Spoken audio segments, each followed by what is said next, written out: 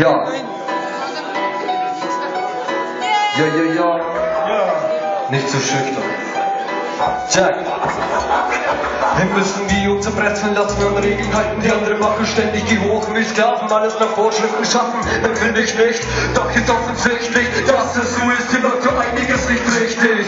Wir haben vergessen, was es heißt, frei zu sein und unterdrücken, was wir lieben, um korrekt zu bleiben. Hielten lange gehen und durch, um Toleranz zu zeigen, haben fast schon verlernt, selbst zu entscheiden, wie viele wirklich leiden, will ich nicht wissen, seh die Lage meines Umfelds und ihr Leute beschissen, denn keiner kennt sich mehr aus, niemand lässt sich mehr raus, jeder auf den Ego-Trip schickt Stratzen davor, dass man blind vertraut wie von Kindern dann auf die Bau. Wir alle sind uns Sünder, die sich selbst die Seele raufen. Ja, wir alle, auch hier St. Pölten. Schickt sie raus, mit ihren Regeln und Gesetzen. Wir haben getan, was wir konnten, bis heute wollten sie sich schätzen. Im Minderwertigkeitskomplex berechtigt sie die Kunst zu ätzen, doch ich bin dafür, gültig einen Punkt zu setzen. Schickt sie nach Haus mit ihren Regeln und Gesetzen. Wir haben getan, was wir konnten, bis heute wollten sie sich schätzen. Im Minderwertigkeitskomplex berechtigt sie die Kunst zu ätzen, doch ich bin dafür, gültig einen Punkt zu setzen. Geht um Geld, ja dann sind alle dabei, dafür zieht man in den Krieg und teilt alles in zwei. Tötet eigentlich Buddhisten, mischt sich keiner mehr ein. Wahrscheinlich war der Motiv für Politiker zu klein. Eine ausgemachte Sache, da man gerne Menschen schlachtet, die einen Widerstand betreiben, um sich frei zu machen. Menschen, die meditieren, lässt man dafür schlecht ziehen, Arbeitslager, um besser zu kontrollieren. Es haben Kinder und alte Leute, der Holocaust von heute. Hitler macht erst nicht anders, nun sind wir Zeitzeugen. Ja, auch hier St. Pölten.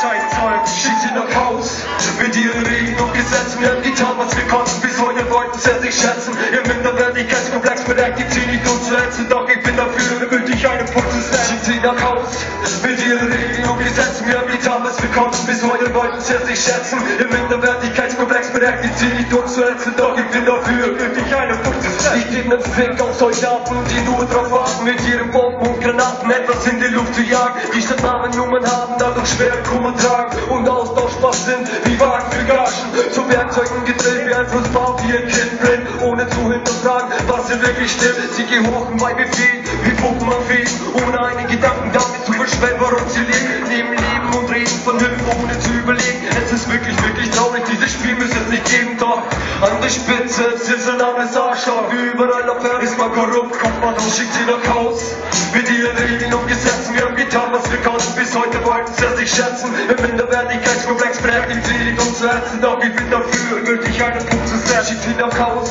mit ihren Regeln und Gesetzen. Wir haben getan, was wir konnten, bis heute wollten sie sich schätzen. Im Minderwertigkeitskomplex berechtigt sie nicht uns zu ätzen, doch ich bin dafür, gültig einen Punkt zu setzen. Yeah!